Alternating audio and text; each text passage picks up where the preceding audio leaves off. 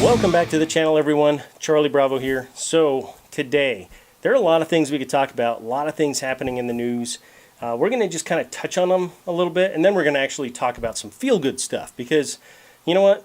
I'm kind of a pessimist, and sometimes I just need some feel-good stories to re-energize myself, I guess. And there are some good stories out there. There really are. So we could talk about, well, we could talk about a few things. The fake news, all that kind of stuff, all right? We could talk about the Russian hacking things.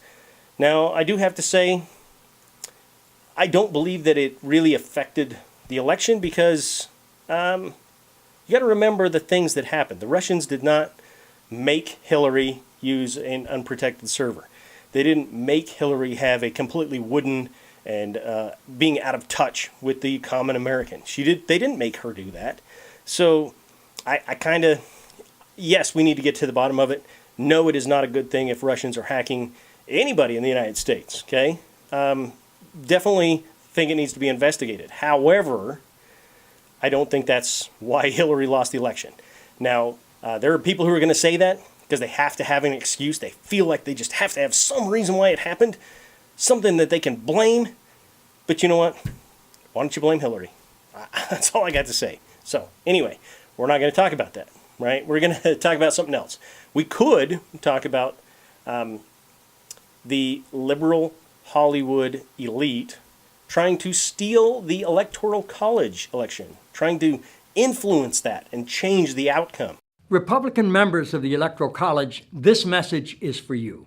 As you know, our founding fathers built the Electoral College to safeguard the American people from the dangers of a demagogue, and to ensure that the presidency only goes to someone who is to an eminent degree endowed with the requisite qualifications. I think that is absolutely just horrible, deplorable even. How could it is unethical? I think it borderline illegal trying to influence your electoral college. Most states, it is a crime for those people to change their votes, to defy what the state laws are. Absolutely horrible. Absolutely horrible. We could talk about that. We could get in depth on that. But you know what? I don't want to talk about that. I want a feel-good story today. So let's talk instead about Ohio. Now, I know something horrible happened in Ohio, at Ohio State, not too long ago. Terrorist attack. A terrorist, a lone wolf, I guess you could call him, running into people with his car, getting out, and trying to kill people with a knife. Was stopped by a police officer, was shot and killed. So, that is a horrible event. However, some good things have come out of that. First off, the bills have been, passed and things like that, waiting for the governor to sign, but allowing campus carry, okay? Concealed permit holders could carry on campuses if if the university president would allow it. Not baby steps, right? We gotta progress our way there. So some other things out of Ohio that I think are pretty great as well.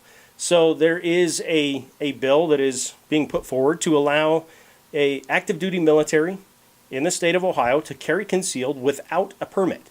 There would be some restrictions. They would be required to prove that they were trained and they have that small arms training on handguns in order to carry. But you know what?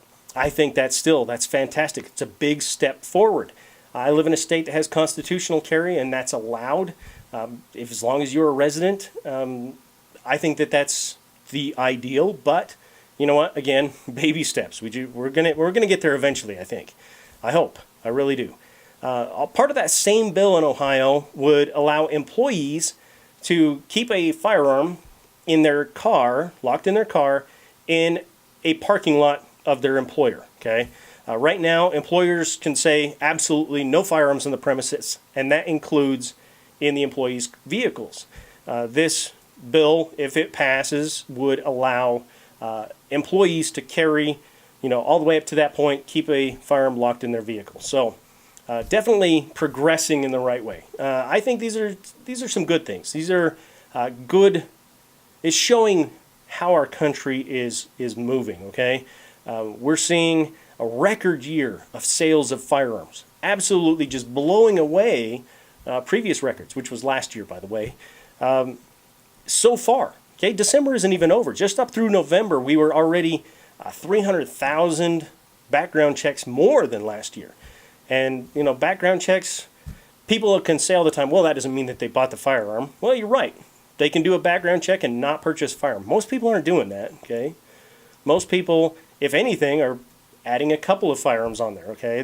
That's more likely to be than them saying, you know what, I know you just went through all that work, but, you know, I changed my mind. Could happen, sure. And guess what? Crime is dropping. It's crazy, isn't it? I know. Turns out some of the anti-gun talking points aren't true. That's weird, I know. Now let's talk about the self-defense files. And this takes place in my former city where I just lived just about a year and a half ago is where I moved from there, and that is Albuquerque, New Mexico. And this story, it happened in the Heights neighborhood in Albuquerque, so it's a nicer neighborhood. Okay. What we got is on November 23rd, a Carlos Juarez was naked and wandering around the neighborhood. Wandering around, jumping fences, looking in cars, looking in backyards, peeking through windows, things like that. Well, he finally decided he was going to break into a house, and he started to crawl through the bedroom window. Well, the homeowner had retrieved the firearm, shot him a couple of times, actually struck him 3 times in the face and neck, and he lived. Okay, Carlos lived through that. He was reported several times, actually, as, you know, naked man's jumping the fences in backyards and stuff like that. So his claim is, oh, I was drunk and possibly doing drugs. I can't remember. But that's his excuse. Obviously, very poor excuse if you ask me. That doesn't get you any sympathy from me. That's all I can say. He was treated for his wounds and was then charged with breaking and entering as well as burglary. So, homeowner absolutely did the right thing. Protected his home, protected his wife, himself. So next on What's New, we're going to talk about a suppressor from Dead Air Armament.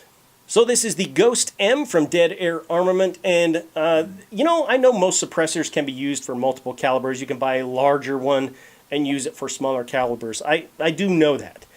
This one in particular is made to do that. So it's made for, you can use it for 22, 9mm, 10mm, 40 Smith & Wesson, 45 ACP, and including 300 blackout as long as it's a subsonic load.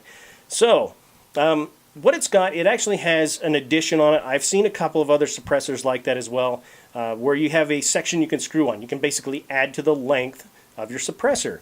The longest length with both sections screwed together is 8.75 inches, and the diameter is 1.375 inches in diameter. So actually pretty small diameter around, which I really like. The price on it is $950. Obviously, you're going to have your tax stamp as well, and you're going to have to wait for it. That's just the law.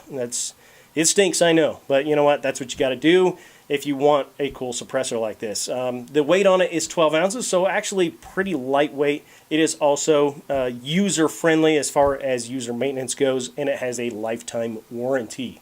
So, be sure to check it out. As always, I will put links down to all the stories down below, so be sure to check all of those out. And I hope you guys enjoyed the show today. If you did, I always appreciate it when you guys like and share the videos. And if you are not a subscriber, if this is the first time you've seen one of the videos and you liked what you saw, find that subscribe button down below, give it a big old click, and then come back next Saturday for another Saturday SITREP. Also, every Thursday morning we have The Gear Freak, where we talk about guns, knives, gear, accessories, ammunition, all that kind of stuff. That is, again, Thursday mornings, so be sure to check that out. And remember, your mind, that's your most important weapon, and it's vital to be armed with information. Until next time, take care and be safe. Charlie Bravo, out.